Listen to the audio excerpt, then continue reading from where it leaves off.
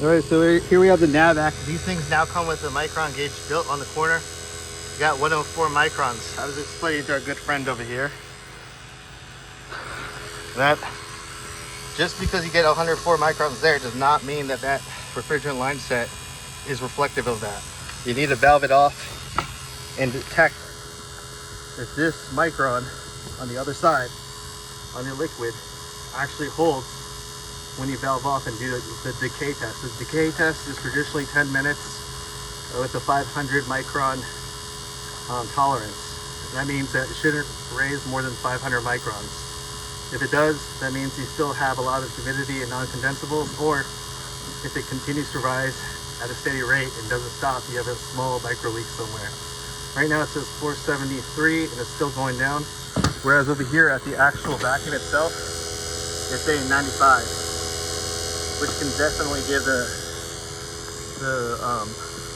delusion that you're at 94 microns when in reality you're not. So you're gonna have to valve that off to see the appreciable rise in microns to determine that it's an accurately vacuumed refrigerant line set that's dry and tight, no non-condensables. I don't like leaks. I like to make sure my tools reflect that. There's nothing more than I hate than returning to a home for a leak. I really hate that with a passion.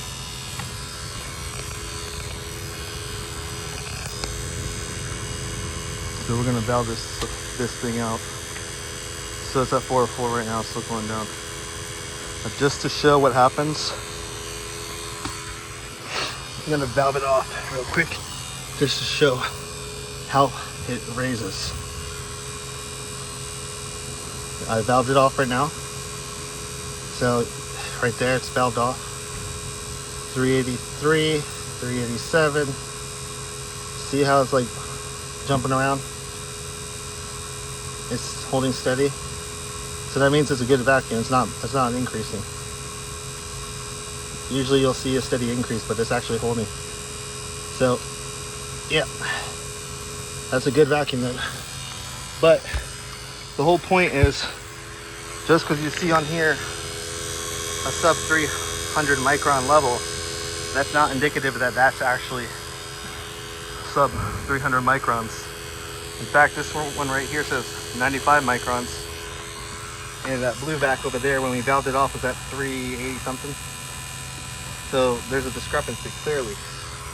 That's part of continually educating yourself, because I can't tell you how many seasoned techs out there don't know the difference yet. And I didn't know myself until I really researched it, because the vacuum process itself seemed to be something that few had mastered and few had created an instructional method to make it easily reproducible without buying so many fancy hoses.